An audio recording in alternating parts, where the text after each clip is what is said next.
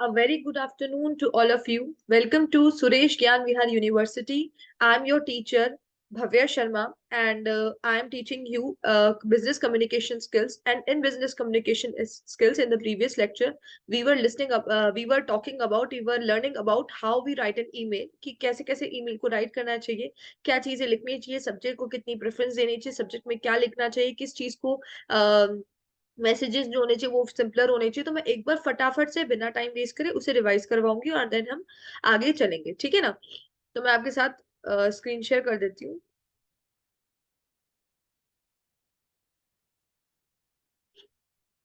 तो here I am sharing the skills.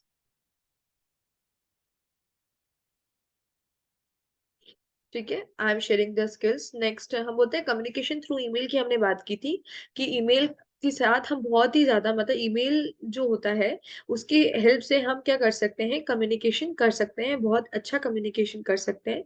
ठीक है, जैसे कि हम बोलते हैं कि इसमें फिर इसका फॉर्मेट बताया गया कि अगर हम एक परफेक्ट फॉर्मेट के साथ चलें तो ईमेल में कम ही शब्द लाइंस में हम बहुत ज्यादा बहुत अच्छा कम्युनिकेशन हम कर सकते हैं। ठीक है, उसके बाद बात करते हैं कि सब्जेक्ट की बात करते हैं कि सब सब्जेक्ट क्या इंपॉर्टेंस रखता है ईमेल में। तो मैंने कहा था कि कभी भी ईमेल लिखते हैं तो उसमें सब्जेक्ट को स्पेसिफाई करना बहुत जरूरी होता है। और सब्जेक्ट कुछ इस तरह से होना चाहिए कि जरूरी नहीं कि वो बहुत लंबा सेंटेंस हो, पर कुछ इस तरह से होना चाहिए कि आप वो एक तरह का इंडिकेशन दे कि आपके अंदर आपका जो मैसेज है उसमें आपने किस तरह से क्या चीजें लिखी है। मतलब कि जो आपका जो मैसेज आपने मैसेज जो टाइप किया उसके अंदर क्या कंटेंट है उसका हल्का सा आइडिया जो है वो सब्जेक्ट देता है। जैसे हमने बोला था नीड 3 कार्स ऑन ट्यूसडे, तो यहाँ से पता चल रहा है इस सब्जेक्ट से कि भाई कि जिसने ईमेल लिखा है, जो सेंडर है उसको 3 कार्स की रिक्वायरमेंट है ट्यूसडे तक। तो जब हमारा जो रिसीवर है, जो हमारा रीडर है, जब इस चीज को पढ़ेगा, इस सब्जेक्ट को पढ़ेगा, तब उसे हल्का सा आइडिया हो जाएगा कि मैसेज के अंदर क्या है। हालांकि मैसेज के अंदर होल डिस्क्रिप्शन होगा, पर उसको इसी चीज से हल्का सा आइडिया हो जाएगा। तो subject that's why very important है ना, बहुत इंपॉर्टेंट होता है। अगर हमें जैसे इसी इसी ईमेल का रिवर्ट करना है तो हम आर ई लिखकर सब्जेक्ट को, वही सब्जेक्ट को कॉपी कर देते हैं। आर ई देखिए, double is to need 3 cars by Tuesday, ये लिखा हुआ है। तो इस री का मतलब रिवर्ट बैक किया है हमने, जो उन्होंने क्वेरी हमसे पूछी थी उसका हमने रिवर्ट बैक किया है थ्रू ईमेल। ठीक है, नेक्स्ट बात करते हैं। अगर हम बात करते हैं कि कोई अर्जेंट काम है या कोई अर्जेंट वर्क है या कोई अर्जेंट टास्क है जो हमें कंप्लीट करना है, तो वहां पे क्या होता है, तो वहां पे क्या होता है कि हम अर्जेंट लिखकर need petrol engine cars, urgent लिखकर उसको सब्जेक्ट को लिखते हैं, सच दैट जब भी हमारा रीडर उस अर्जेंट वर्ड को पढ़ेगा उसे समझ में आ जाएगा कि ये जो मैसेज है मुझे जल्दी इसे पढ़ना है, रीडर को जल्दी से रीड करना है और फिर इसका रिवर्ट बैक देना है, या जो भी इसमें रिक्वायर जो चीज पूछी गई है, जो बताई गई है, उसे फटाफट से फटाफट आंसर करना है। ठीक है, क्योंकि क्या होता है कि हम लोग हैं, जैसे कि नॉर्मली आप यू ऑल आर स्टूडेंट, तो आपका ईमेल का वर्क इतना ज्यादा नहीं होता होगा। बस आपने कोई कोचिंग में इनरोल करा रखा होगा तो वो अपने ईमेल भेजते होंगे, या फिर जो गवर्नमेंट ऑफ इंडिया है वो अपने ईमेल भेजती होगी, या आपके एसबीआई वगैरह कार्ड जो है वो ईमेल भेजते होंगे। पर अगर आप प्रोफेशनलिज्म में जाएंगे फर्दर आगे, प्रोफेशनलिज्म प्रोफेशन, जब आपका जो जो प्रोफेशन है आप उसमें आगे बढ़ेंगे, तो आपको धीरे धीरे पता चलेगा कि क्या क्या पता चलेगा आपको, आपको ये पता चलेगा कि क्या बोलते हैं ये, अ, कि ईमेल्स एक दिन में बहुत सारे रिसीव होते हैं। अगर आप इस तरह की एमएनसी या कोई कंपनी में काम करते हैं, तो वहां पे मेनली जो काम होता है, जो प्रोफेशनलिज्म वाला काम होता है, ईमेल्स के थ्रू ही होता है। तो वहां पे जैसे लिखा गया था ना इसमें कि एक एक पर्सन को मोर देन 20 ईमेल्स आते हैं। तो अगर हम वहां पे सब्जेक्ट को स्पेसिफाई नहीं करेंगे ना, तो आपका ईमेल का जो आप जिस पर्पज से ईमेल भेज रहे हैं वो पर्पज ही नहीं रहेगा, क्योंकि जरूरी नहीं कि वो जो रीडर है वो आपकी ईमेल को पढ़े। अनटिल एंड अनलेस आपने उसमें जैसे अर्जेंट लिखा हो, या आपने उस ईमेल में वो पूरे मैसेज का डिस्क्रिप्शन दिया हो, मतलब वो 2 4 5 लाइनों में आपने वर्ड्स में 2 4 5 वर्ड्स में आपने बताया हो कि भाई आपको क्या रिक्वायरमेंट है, या आप किस लिए आप ईमेल रख रहे हैं, आपका पर्पस क्या है। तो अगर आप सब्जेक्ट में पर्पस को क्लैरिफाई करते हैं, तो आपके बहुत ज्यादा चांसेस होते हैं कि वो पर्सन आपके ईमेल को रीड करे। नेक्स्ट हम बोलते हैं कब अगर रिक्वेस्टेड कोई चीज होती है कि आपको किसी चीज से कोई रिक्वेस्ट करना है, तो आर ई क्यू सब्जेक्ट में आर ई क्यू के साथ डिनोट करते हैं। जो हमने देखा था, देखो ये दिख रहा है R E Q petrol cards required. Next हम बोलते हैं F I I. F I आई क्या होता है, फॉर योर इंफॉर्मेशन। नेक्स्ट क्या होता है, एफ वाई आई होता है। एफ वाई आई का मतलब होता है फॉर योर इन्फॉर्मेशन। तो ये क्या होता है कि फॉर योर इन्फॉर्मेशन का मतलब ये एक ऐसी इन्फॉर्मेशन है जिसका रिवर्ट बैक करने की आपको जरूरत नहीं है। आपको ये इन्फॉर्मेशन दी जा रही है, अगर आपने इसे टाइम पे पढ़ लिया तो उसको यूटिलाइज कर सकते हैं आप जब भी पढ़ते हैं। मतलब एक इन्फॉर्मेशन है, जैसे कि यहाँ पे था कि स्वीट्स पड़ी है और स्वीट्स को जो जल्दी आएगा वो जल्दी लेगा, तो जैसे कि सेल चल रही है, तो ये एफ वाई आई होती है, जिसमें आपको जैसे कि आप देखते हैं कि आप जैसे कि जो नायका है, अपना जो अमेज़न है, अपना फ्लिपकार्ट है, अगर आप यहाँ पे ईमेल एड्रेस डालते हैं, तो वहाँ पे जो डील्स चल रही होती है, टॉप डील्स वो आपके पास आती है। तो वहाँ पे आपको रिवर्ट बैक नहीं करना होता, वो तो जस्ट आपके इन्फॉर्मेशन के लिए होती है कि भाई फ्लिपकार्ट पे, नायका पे इस तरह का ऑफर चल रहा है, अगर आपको परचेज़ करना है तो आप परचेज़ कर सकते हैं। समझ में आ गया? नेक्स्ट बात करते हैं इन्फॉर्मेशन की। इन्फॉर्मेशन की कि जैसे कि इन्फॉर्मेशन क्या होता है, अगर आपने सब्जेक्ट इन्फॉर्मेशन डाला है, कभी भी सब्जेक्ट हमेशा सब्जेक्ट क्लियर होना चाहिए, क्लियर एंड सिंपल होना चाहिए, क्योंकि अगर सब्जेक्ट को आप कॉम्प्लेक्स बनाते हैं ना, तो इस सब्जेक्ट को कॉम्प्लेक्स बना दिया अगर आपने, तो सब्जेक्ट कॉम्प्लेक्स बनाने की वजह से पता है क्या होता है, सब्जेक्ट कॉम्प्लेक्स बनाने की वजह से हमारे को क्या प्रॉब्लम होती है, सब्जेक्ट कॉम्प्लेक्स बनाने की वजह से हमें ये प्रॉब्लम होती है कि जो रीडर होता है उससे समझ में नहीं आता कि आपने मैसेज के अंदर क्या लिखा है, और एज अ रिजल्ट कभी कभी ऐसा भी हो सकता है कि आपका ईमेल पढ़े पे कितने दिन हो जाए और रीडर उसे रीड ही ना कर पाए, क्योंकि आपने एक ऐसा सब्जेक्ट बनाया जिससे रीडर कंफ्यूज हो गया है कि आपका क्या है, मतलब इसके मैसेजेस में किस चीज का पर्पस है, इसका ये किस पर्पस से मुझे मैसेज आया है। जैसे कि सब्जेक्ट इन्फॉर्मेशन है, तो इन्फॉर्मेशन किस चीज की इन्फॉर्मेशन चाहिए, है ना? एनरोलमेंट की चाहिए किसी आईआईटी में, या आईआईटी के फीस शेड्यूल की चाहिए, तो इसमें पता ही नहीं चल रहा इन्फॉर्मेशन में। वेरएस अगर हम इसको इस तरह से लिख दें, Indian institute of technology admission process IIT, तो इससे समझ में आ जाएगा कि एडमिशन प्रोसेस की बात हो रही है सब्जेक्ट में, ठीक है ना? क्वेटिंग डॉक्यूमेंट। नेक्स्ट हमने बोला कि इट्स वेरी इंपॉर्टेंट कि अगर आप लगातार मैसेज ईमेल्स कर रहे हैं, तो हर ईमेल में क्वेट्स का यूज करें, है ना? क्वेट्स का यूज करना बहुत जरूरी होता है, अलग अलग ईमेल के सॉफ्टवेयर के अकॉर्डिंग क्वेट्स अलग अलग तरीके के होते हैं। नेक्स्ट बात करते हैं, जैसे कि हमने एग्जाम्पल बताया था, ये वाला जो क्वेट था, ठीक है, की पॉइंट्स क्या बोले थे कि we may know what we are talking about but our readers may not, तो क्या, तो इनको क्या करना चाहिए, giving useful subject lines, important subject lines देनी चाहिए, giving useful subject lines, avoiding pronouns in the first few lines and quoting, देखिए ये पहले से बॉक्स में, तो आपको लिखना है इसको ना, quoting the previous message or document that has been used or referred to, क्या मतलब, यूजफुल सब्जेक्ट अगर आपने प्रोवाइड कर रखा है, शुरुआत में प्रोनाउंस का यूज कम कर रखा है, और क्वेटिंग यूज कर रखी है ना? Quoting the previous message or document that has been used or referred to, तो अगर आपने ये चीजें कर रखी हैं और साथ ही साथ जो आपका मैसेज है उसको आपने सिंपलर रख रखा है, ज्यादा कंफ्यूजिंग नहीं बना रखा है, तो आपका जो ईमेल लिखने का पर्पस है वो पूरा होगा, साथ में रीडर भी अच्छे से अंडरस्टैंड कर पाएगा कि आपने किस पर्पस के लिए ईमेल लिखा है, ठीक है? नेक्स्ट आइडेंटिफिकेशन, अगर मान लीजिए आपके कोई नोन है जो आपको जानते हैं, आप रेगुलरली उनसे ईमेल के थ्रू कनेक्टेड रहते हैं, तो there should be no problem, जब आपका ईमेल आएगा तो वो आपके ईमेल पे ध्यान देंगे। पर अगर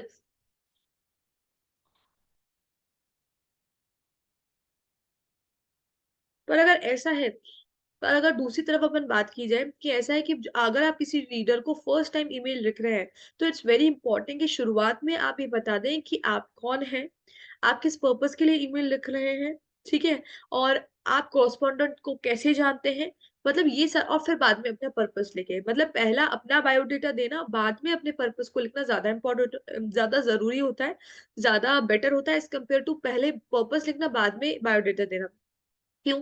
क्योंकि कभी-कभी क्या होता है कि आपने अगर शुरुआत में अपना पर्पस लिख दिया है, तो शुरुआत में अपना बायोडाटा लिख दिया है, तो फिर रीडर आपके मैसेजेस को पढ़ता है, ठीक है? मान लीजिए, और कभी-कभी मान लीजिए अगर आपका ईमेल बड़ा है, तो क्या होता है कभी-कभी ट्रांसफर में प्रॉब्लम हो जाती है, तो अगर आप आपके नीचे का जो अगर नीचे आप बायोडाटा लिखेंगे, नीचे अपना पूरा एक्सप्लेनेशन देंगे, नीचे अपने सिग्नेचर रखेंगे, तो उससे एज़ अ रिजल्ट क्या होगा, नीचे का कट हो जाएगा और आपका पर्पस आपका मैसेजेस ही आगे ट्रांसफर होंगे, तो ये भी आपके लिए गलत होता है।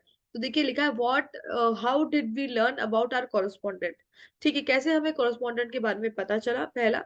दूसरा, what do we learn from our correspondent, ठीक है, व्हाट डू वी लर्न, हमने कॉरेस्पॉन्डेंट से क्या सीखा। नेक्स्ट, हु आर वी, हम कौन है, मतलब वो जो लिखने वाला है, रीडर राइटर है जो ईमेल लिख रहे हैं, वो कौन है। Why should our correspondent pay attention to us, और क्यों अटेंशन पे करनी चाहिए हमारे लेटर पे। जैसे एक एग्जांपल भी बताया था। ठीक है, नेक्स्ट हम बोलते हैं कि सिग्नेचर जो होता है, नेक्स्ट हमने बात करी थी कि जो सिग्नेचर होता है वो इतना बड़ा नहीं होना चाहिए, सिग्नेचर छोटा होना चाहिए। जैसे कि इसने लिखा है यहाँ पे एक छोटा सा मैसेज है, जैसे देखिए यहाँ पे क्या लिखा है, अगर आप नीचे ही लिखना चाहते हैं, अगर आप अपने अपना जो डिस्क्रिप्शन है वो नीचे ही लिखना चाहते हैं, तो देखिए यहाँ पे एक लाइन का मैसेज है, हाय।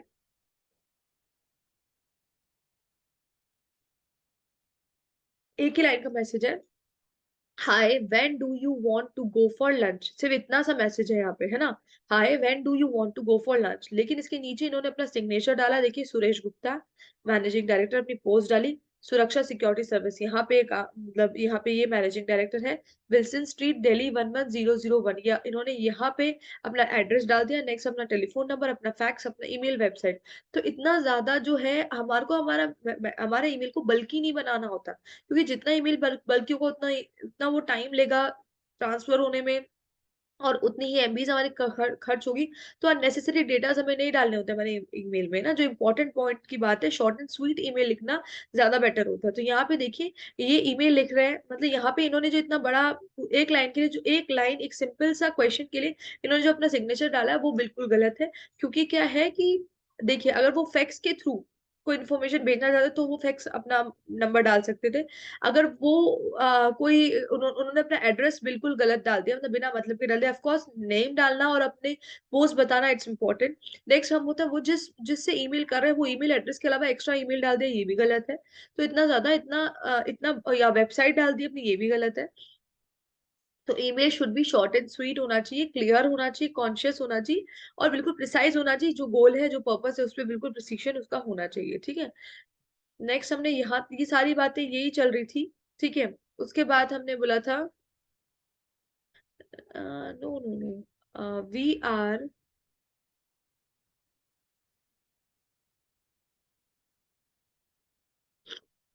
हमने यहाँ तक कंप्लीट कर लिया था। ठीक है, अब यहाँ से स्टार्ट करते हैं। The name is perfectly reasonable to include, especially if our email messages do not include our full name in the form line, है ना। तो आपने जो मैसेज इन्होंने जो मैसेज लिखा है कि हम कि अपने मैसेज में जो ईमेल में अपना नाम लिखा है वो परफेक्टली फाइन है। वो परफेक्टली फाइन क्यों है? क्योंकि कभी कभी हमारा फुल नेम हमारे ईमेल में नहीं होता है ना। कुछ लोग दूसरे नाम से या फिर अपने पेट नेम से अपने ईमेल रखते हैं, अपने पेट नेम से अपने ईमेल रखते हैं, तो उसके लिए अपना फुल नेम देना जरूरी होता है। तो ये बिल्कुल करेक्ट है। Next, the name in the form line in the from line doesn't match the name we actually use, ठीक है। The email account is shared by multiple user, two person having a joint email account for example. ठीक है, दो लोग हैं, दोनों का joint email account है, तो कौन ईमेल लिख रहा है? आइदर मान लीजिए हस्बैंड वाइफ है, उनका जॉइंट ईमेल अकाउंट है, तो जो मान लीजिए वाइफ ने लिखा तो वाइफ को अपना नाम स्पेसिफाई करना जरूरी है, ताकि सामने वाले को कंफ्यूजन नहीं हो कि कौन लिख रहा है, मेल मतलब हस्बैंड लिख रहा है या वाइफ लिख रही है, ठीक है। Next, the telephone number is also a reasonable thing to include if we are willing to be interrupted by phone calls. Emotions are easier to convey over the phone, and some people prefer phone to email for all circumstances, है ना। क्या बोला कि अपने telephone number, अगर आप चाहते हैं कि आप अननेसेसरी कॉल से बचे तो ऑफ कोर्स टेलीफोन नंबर नहीं डालते हैं, प्रोफेशनलिज्म में कम डालते हैं।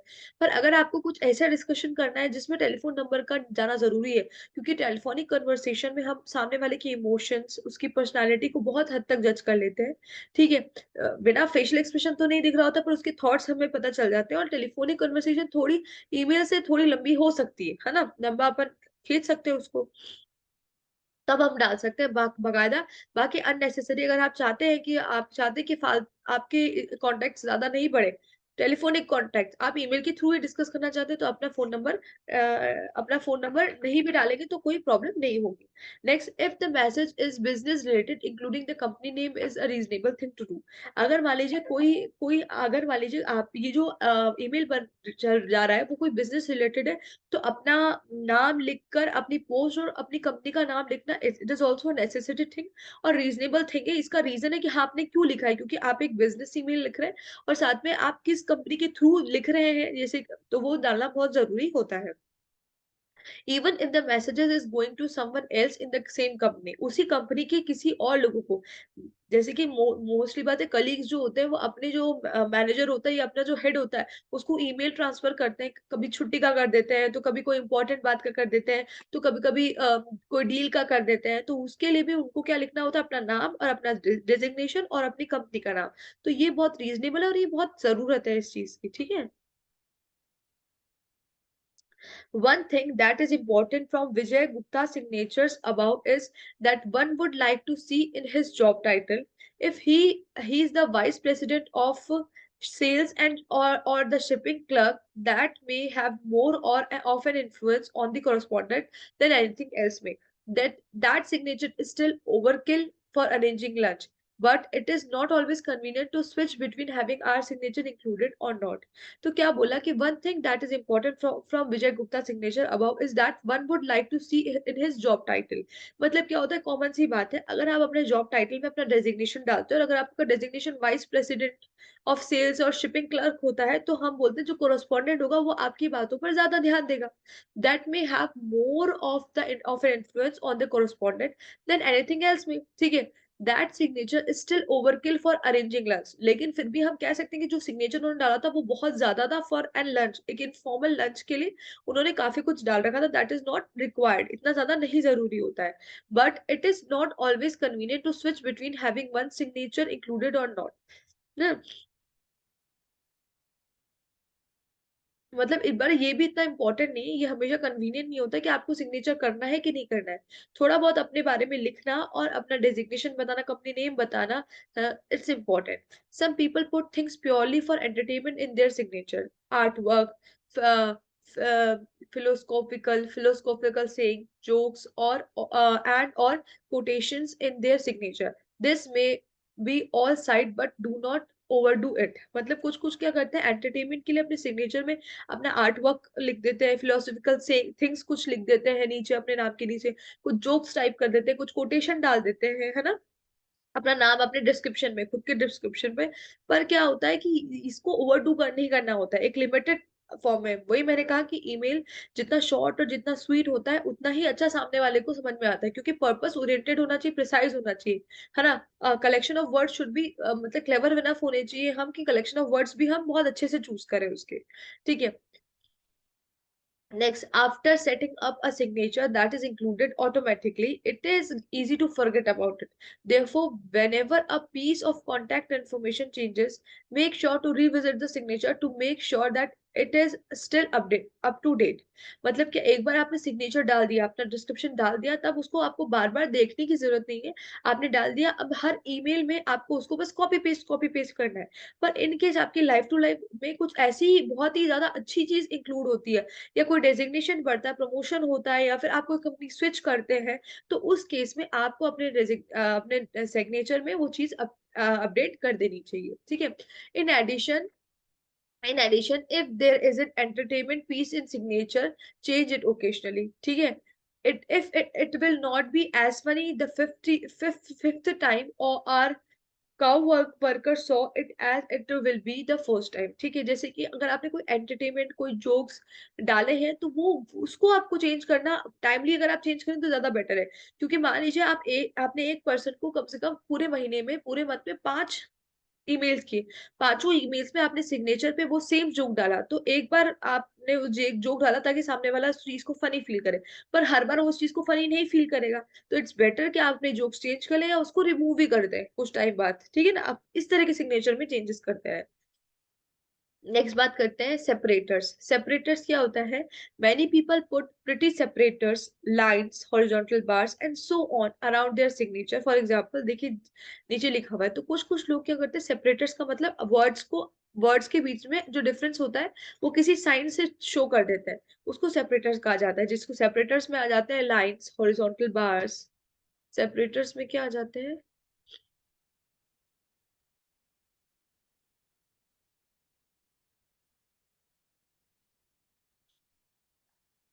सेपरेटर्स में क्या आ जाता है? सेपरेटर्स में आ जाते हैं lines, horizontal bars, and so on around their signature. For example, for example देखिए, विजय गुप्ता, विजय गुप्ता, देखो dash dash dash dash dash 5 times कर रखा है, sorry sorry, dash dash dash dash 5 times कर रखा है, फिर एक स्ट्रेट लाइन क्लिक कर रखी है, फिर कंपनी सेक्रेटरी, फिर कॉमा डाल रखा है, सुरक्षा सिक्योरिटी सर्विस कॉमा, देन अपना फोन नंबर डाल रखा है और फैक्स नंबर डाल रखा है। तो इस तरह से भी कुछ जो होता है, ये सेपरेटर्स का यूज भी लोग अपने सिग्नेचर में करते हैं। ठीक है, it's easy.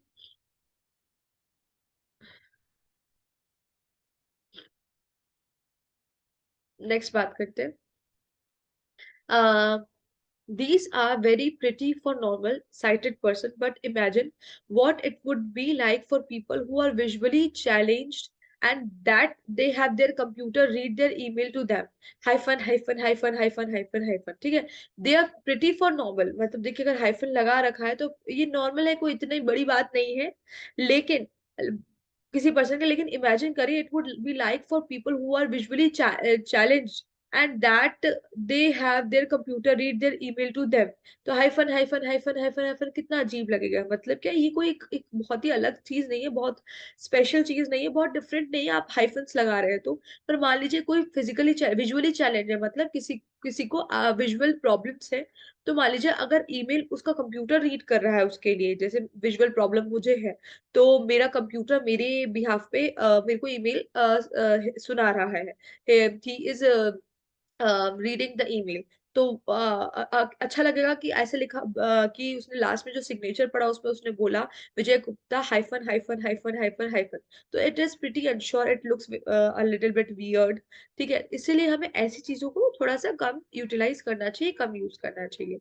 That sad, some email progress recognizes hyphen as a signature separator and so can process the signature differently. Technically, the signature is supposed to be two hyphen plus a space, but it is very common to see just two hyphens without the space। ठीक है, तो क्या होता है generally, मतलब आप इतने hyphens नहीं लगाने चाहिए। हाइफन जो होता है वो सिग्नेचर, मतलब आपके नाम और डेजिग्नेशन के बीच में आप उसको गैप करने के लिए हाइफन का यूज कर लेते हैं। जनरली जो कॉमनली यूज होता है वो टू हाइफन्स प्लस स्पेस जो होता है, एक स्पेस देते हैं, दो हाइफन लगाते हैं, जनरली उसको यूज करते हैं, बहुत कॉमन है। पर ज्यादातर कॉमन क्या है, सिर्फ दो हाइफन्स लगा के लोग छोड़ देते हैं, नाम लिया, दो हाइफन लगा, डेजिग्नेशन लिखा। ठीक है। While sending emails to familiar people, some people often avoid the signature mentioned above and simply and with words like regards followed by their name। कुछ लोग ऐसे होते हैं, जब आप अपन informal ईमेल्स दे रहे होते हैं, जब फैमिली मेंबर्स को ईमेल दे रहे होते हैं, मान लीजिए आप फैमिली मेंबर्स को अपना अपना वेडिंग कार्ड ट्रांसफर कर रहे हैं, या फिर फैमिली मेंबर्स से आप उनसे उनका हालचाल पूछने के लिए या फिर कोई इन्फॉर्मेशन देने के लिए या कोई गुड न्यूज देने के लिए आप उन्हें ईमेल लिख रहे हैं, तो कभी कभी क्या होता है कि आप अपना नाम डालना भूल जाते हैं, आप सिर्फ रिगार्ड्स लिख देते हैं, तो दैट्स ऑल्सो ओके। ठीक है। नेक्स्ट की पॉइंट्स की बात करते हैं, यहाँ पे हमारे की पॉइंट क्या है। If we are well known to our correspondent, we can probably get away without including extra identification। If we are well known to our correspondent, अगर हम बहुत अच्छे से जानते हैं जो रीडर को, तो we can probably get away without including extra identification। ज्यादा आइडेंटिफिकेशन डालने की जरूरत नहीं है हमको, हम बिना आइडेंटिफिकेशन डाले भी वहां से जा सकते हैं, मतलब उसको बंद कर सकते हैं, ईमेल ओवर कर सकते हैं। In other case, we would provide our correspondent with enough clues to figure out who we are, why we are writing, and why he or she should pay attention to us। So this is also an important line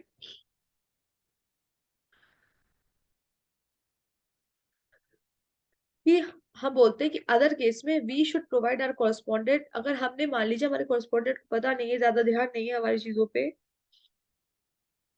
हमारा correspondent अगर हमें जानता है तो ज्यादा identification देने की जरूरत नहीं है। पर अगर मान लीजिए जानते नहीं है, कोई हम दूर के रिश्तेदार निकल गए उनके, तब क्या करना है कि हम उनको इनफ क्लूज दे, टू इनफ क्लूज दे उनको, ताकि वो फिगर आउट कर सके कि हम कौन है, हम कौन है, हम क्यों इसे लिख रहे हैं, why we are writing it, and why he और शी, वाई ही और शी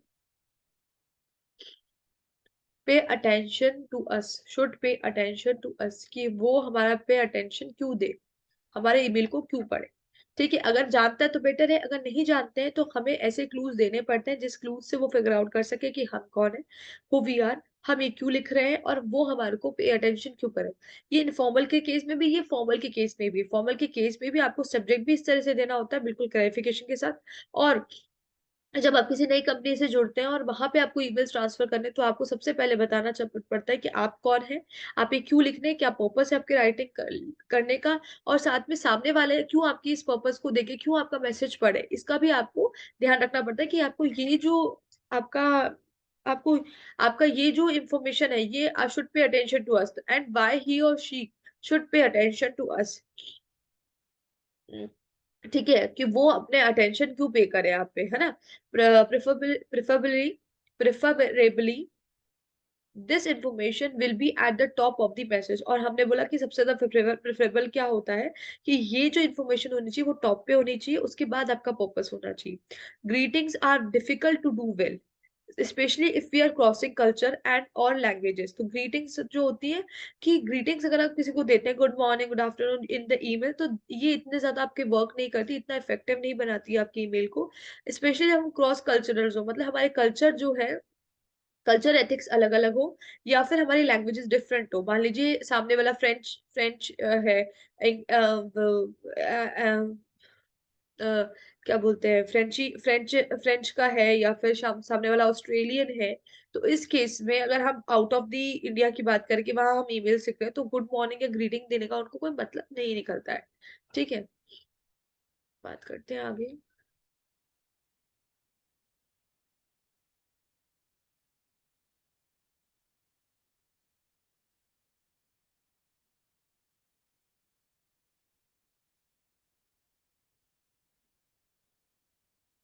ठीक है,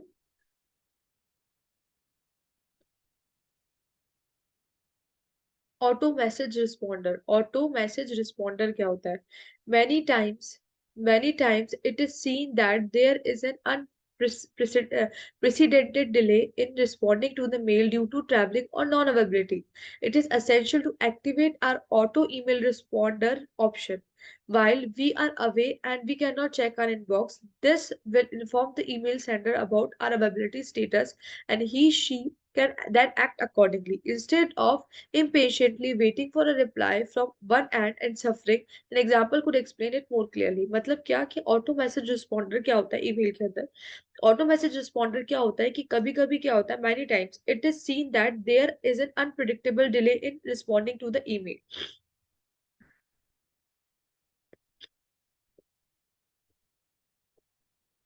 कभी कभी क्या होता है, कि देखा जाता है कि एक अनप्रिडिक्टेबल डिले होता है, कि आपने अपना मैसेज तो सेंड कर दिया, पर सामने वाले से वो मैसेज का रिप्लाई नहीं आया। आपने एक दिन रुके, 2 दिन रुके, 3 दिन रुके, 4 दिन रुके, it's been a week and there is no reply from the reader.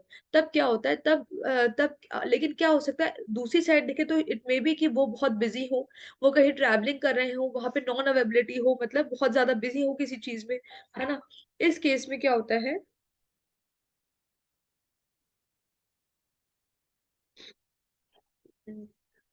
ठीक है, नॉन अवेलेबिलिटी हो उनकी, है ना, बिजी बहुत ज्यादा हो, कहीं ट्रैवलिंग में हो, आउट ऑफ द स्टेशन हो, तो वहां पे ईमेल चेक नहीं किए हो, तो ये रीजन हो सकता है। तो ठीक है, तो इस केस में इट इज असेंशियल, ये बहुत असेंशियल होता है कि आप अपना ऑटो ईमेल रिस्पॉन्डर ऑप्शन को एक्टिवेट कर दें। ये ऑटो ईमेल रिस्पॉन्डर ऑप्शन क्या करता है, कि जब आप अवे होते हैं, जब आप बिजी होते हैं, जब आप अपना इनबॉक्स नहीं चेक कर सकते, तो जब आप अपना रिस्पॉन्स अपना जब आप अपना इनबॉक्स नहीं चेक कर सकते, तो ये जो ईमेल होगा ये आपको इन्फॉर्म करेगा, मतलब ये सेंडर को ये ईमेल इन्फॉर्म करेगा आपका लाइव स्टेटस, कि आप अभी अवेलेबल है कि नहीं अवेलेबल है। अगर आपने ऑटो मैसेज रिस्पॉन्डर अपना एक्टिवेट कर रखा है, मान लीजिए मैंने कोई एक आपको ईमेल किया एंड देन मुझे एक रिप्लाई आया है कि that you are not available.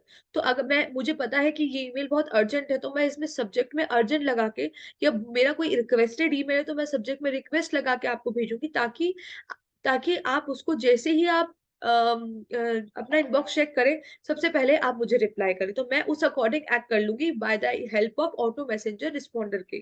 ठीक है, इसको अपन एक एग्जांपल से और अच्छा समझ सकते हैं। देखिए, टू फ्रॉम सेल्फ, सब्जेक्ट है away from an assignment to Manali. ठीक है, डियर ऑल, आपने ये एक ऑटो रिस्पॉन्डर मैसेज लिख रखा है, ठीक है? तो आपने जैसे ही मान लीजिए मैंने कोई मैसेज किया तो मुझे वापस से ये मैसेज आएगा, ऑटो रिस्पॉन्डर के थ्रू मुझे ये मैसेज आएगा। इस मैसेज में लिखा होगा away for an assignment to Manali. Dear all, I will be away on an assignment to Manali for 5 days and would be unable to access my mail box. I would respond to your mail when I get back. In case of an urgency, please get in touch with mister Sameer Singh at Sameer देरिया। Regards, Vijay. क्या हुआ, इसने क्या किया कि इसने auto responder on किया। मैंने कोई ईमेल किया और मुझे वहां से रिवर्ट बैक ये ईमेल आया। इस ईमेल में लिखा है कि 5 दिन तक ये अवेलेबल नहीं है because he has some work in Manali.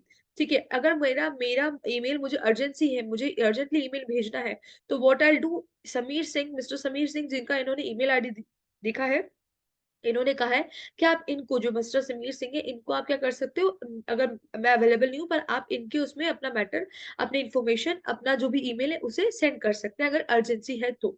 ठीक है, तो इस तरह से ऑटो मैसेज रिस्पॉन्डर वर्क करता है। इस तरह से ऑटो मैसेज रिस्पॉन्डर हमारा वर्क करता है। ठीक है, नेक्स्ट बात करते हैं। This will help the sender in making his a decision accordingly. और ये क्या मदद करता है कि जो भी सेंडर है वो इस चीज के अकॉर्डिंग अपना डिसीजन लेता है। Whether the mail is urgent, तो वो क्या करेगा, अगर मेल अर्जेंट होगा तो वो क्या करेगा, जो नीचे जो ईमेल दे रखा है उस पर लिखेगा और अर्जेंट, और अपने सब्जेक्ट में अर्जेंट मेल डालेगा ताकि वो इस चीज को पढ़ ले और वो अब ये इन्फॉर्मेशन आगे तक पहुंचा दे विजय तक। ठीक है, नेक्स्ट अगर हम बोलते नहीं इतना इंपॉर्टेंट होगा तो वो वेट करेगा, आफ्टर 5 days इस वेट करेगा, और आफ्टर 5 days उसको अपने अकॉर्डिंग, जब वो अपना इनबॉक्स चेक करेंगे अपने अकॉर्डिंग उसे उस मेल का रिवर्ट मिल जाएगा। तो इजी है बहुत। Next, some thumb rules for writing an effective email. तो वेरी इंपॉर्टेंट, देखिए बहुत ज्यादा इंपॉर्टेंट है। स्पॉटलाइट अपन यूज कर लेते हैं। तो पहला पॉइंट है think before writing. Of course हमें ये भी बोला जाता है कि थिंक बिफोर स्पीक, और अभी ये भी बोला गया कि थिंक बिफोर राइटिंग, लिखने से पहले सोचो। तो think before writing, think before you speak, these are the common lines. ठीक है ना, तो हमेशा लिखने से पहले सोचो, थिंक बिफोर राइटिंग। नेक्स्ट बात करते हैं, keep the message concise. Concise मतलब जितना छोटा आप मैसेज होगा, जितना छोटा और यूजफुल मैसेज होगा उतना ही बेटर सामने वाले को भी समझ में आएगा। इतना एलैबोरेट है, इतना ब्रीफ करने की जरूरत नहीं है मैसेज को। तो जितना छोटा मैसेज होगा उतना ही अच्छा मैसेज सामने वाले को भी समझ में आएगा। ठीक है, और ठीक है, और मतलब उस जो सामने वाला पर्सन है उसे भी उतना मैसेज को पढ़ लेगा फटाफट से और समझ जाएगा, और आपको भी लिखने में एक प्रॉब्लम नहीं होगी। दोनों का टाइम कंज्यूम होगा, उसका रीडिंग टाइम कंज्यूम होगा, आपका राइटिंग टाइम कंज्यूम होगा, और एमबीज भी हमारी बहुत बचेगी। ठीक है, next, remember that email is not necessarily confidential. Some companies retain the right to monitor employees' messages. ठीक है, तो याद हमेशा ध्यान रखना चाहिए कि ईमेल जो होता है ना, वो कभी भी, वेट ना मैं ये नहीं करती हूँ, मैं ये यूज कर लेती हूँ। इसमें जो मोटे मोटे पॉइंट्स है ना, जैसे ये तो पूरा इंपॉर्टेंट था, दैट थिंग बिफोर राइटिंग। ठीक है, मैसेज जो होना चाहिए वो कंसाइज होना चाहिए। नेक्स्ट, ईमेल जो होते हैं वो they are not necessarily confidential. Wait यार, वेट,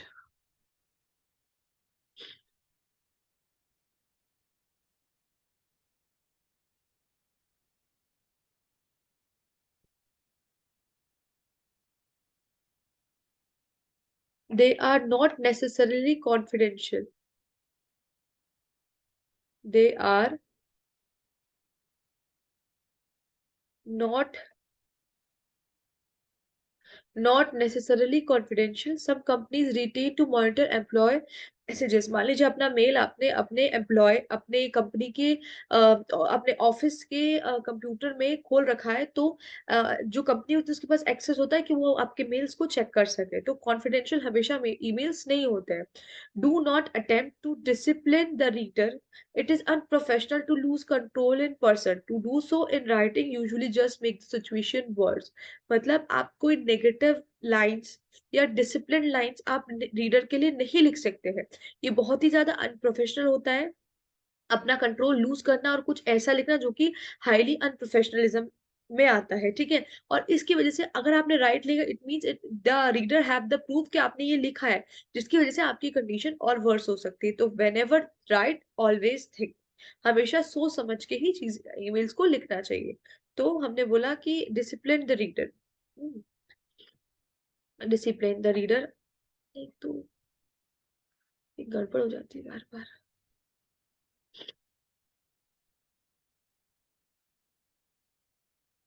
ठीक है।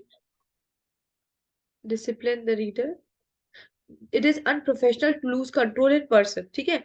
अगर आप ऐसा करेंगे तो आपकी सिचुएशन और वर्स हो जाएगी। नेक्स्ट फिफ्थ पॉइंट जो है, डू नॉट स्पैम। ये भी बहुत जरूरी है कि स्पैम नहीं करना होता। बिना मतलब के आपको ईमेल नहीं लिखना चाहिए। हमेशा ईमेल या राइटिंग किसी पर्पस के लिए होती है, ताकि आपका टाइम बचे लिखने में और सामने वाले का भी टाइम बचे, क्योंकि टाइम इज वेरी प्रीशियस, बहुत बहुत ही ज्यादा प्रीशियस है।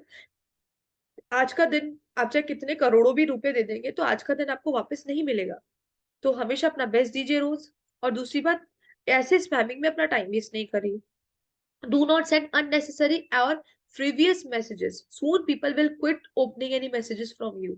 अगर आप रेगुलरली इस तरह के अननेसेसरी मैसेज देते रहे, अननेसेसरी और फ्रिवलियस मैसेज, ठीक है, देते रहे, तो बहुत टाइम बाद ऐसा होगा कि आपके मैसेजेस बस ट्रैश में जाएंगे, सामने वाला पर्सन उसे रीड भी नहीं करेगा, ठीक है। नेक्स्ट बात करते हैं, do not type in all caps, it looks like we are yelling at the reader, very bad. Yelling का मतलब होता है चिल्लाना। अगर आप सारे लेटर्स को कैपिटल लेटर में डालेंगे, तो इसका मतलब क्या होता है कि ये शो करता है, देखिए बहुत इंपॉर्टेंट है, कि ये शो करता है कि आप येल कर रहे हैं रीडर पे, मतलब आप उसे चिल्ला रहे हैं, आप उस पर डांट रहे हैं। आपको लगेगा यार मैं तो लिखा ही है, बस लिखने में क्या येल करना, पर देखिए इसका मतलब ये होता है, ठीक है। Next, do not type in all lower cases. ना ही सारे केसेस लोअर केसेस होने चाहिए, ना ही सारे केसेस अपर केसेस होने चाहिए। लोअर और अपर क्या होते हैं, अल्फाबेट्स में, अल्फाबेट्स में कैपिटल लेटर और स्मॉल लेटर की बात करें, मतलब सारे कैपिटल लेटर्स में भी नहीं होनी चाहिए, सारे स्मॉल लेटर्स में भी नहीं होनी चाहिए। It will violate the rules of English grammar. अगर आप सारे लेटर्स को कैपिटल लेटर में लिखेंगे, तो ये क्या करेगा, वायलेट करेगा the rules of English grammar and usage, ठीक है। We make it difficult for the reader to read, और ये इसकी वजह से क्या होगा, रीडर को रीड करने में भी थोड़ी डिफिकल्टी होगी। नेक्स्ट बात करते हैं, use indicative subject lines to get the reader attention. Example, information of XYZ project और status report I question 1। Use indicative subject lines, है ना। ऐसी सब्जेक्ट लाइंस को यूज करिए जो कि हम बोलते हैं रीडर्स को अटेंशन भी पे करे, और साथ में रीडर को अंदर के पर्पस का पता भी चले, ठीक है। इंफॉर्मेशन जैसे लिखा आपने, एग्जांपल एक लिखा, इंफॉर्मेशन ऑन XYZ प्रोजेक्ट या स्टेटस रिपोर्ट क्वेश्चन Q1, ठीक है, इस तरह से। ठीक है, तो ये इंपॉर्टेंट है, ये 8 पॉइंट्स में और कितना पॉइंट्स है मैं देख लेती हूँ।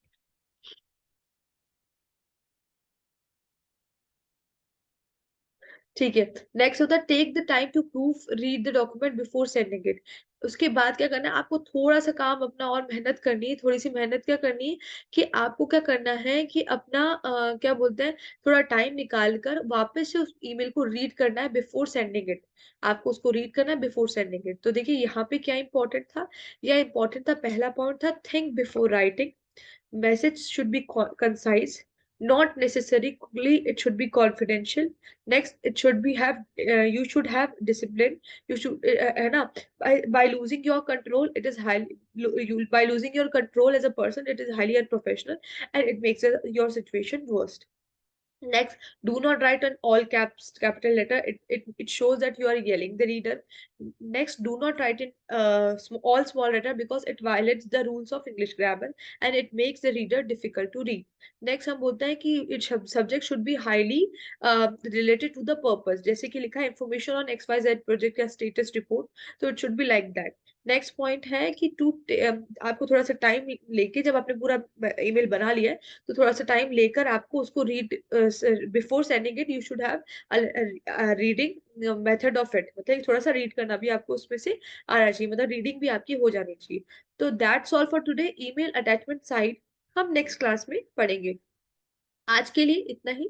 अब तक हमने बहुत सारी चीजें पढ़ ली, अब मैं कल इसे रिवाइज नहीं करूंगी, अब सीधे मैं ये थंबनेल्स बताऊंगी आपको, और फिर उसके बाद हम नीचे ईमेल अटैचमेंट साइट पे चलेंगे, क्योंकि आपको पता है कि बहुत सारे अटैचमेंट्स भी होते हैं वो ईमेल में करते हैं, तो कैसे करते हैं, क्या करते हैं, किस तरह से करना चाहिए, किन अटैचमेंट्स को यूज करना चाहिए, किन नहीं, अटैचमेंट के साथ क्या यूज करना चाहिए, सब्जेक्ट में क्या लिखना चाहिए, ये सारी बातें हम अभी करेंगे, ओके। तो अब मैं अपनी स्क्रीन आपसे शेयर करना बंद करूंगी। Wait, let me just rub it. ठीक है, अब मैं अपनी स्क्रीन शेयर करना आपसे बात बंद करती हूँ। ठीक है, तो ये हमने समझ लिया है, ये हमने समझ लिया है, और हम ध्यान रखेंगे मैंने जो भी बताया। अब मैंने पूरा रिवाइज करा है ईमेल के बारे में। कल हम सिर्फ की पॉइंट्स को रिवाइज करेंगे, और उसके बाद नेक्स्ट जो है आगे ईमेल कैसे क्या लिखा जाता है, क्या अटैचमेंट्स होते हैं, उनके बारे में डिस्कस करेंगे। ओके, तो we'll see us both of us tomorrow. See you tomorrow. Okay, bye, thank you.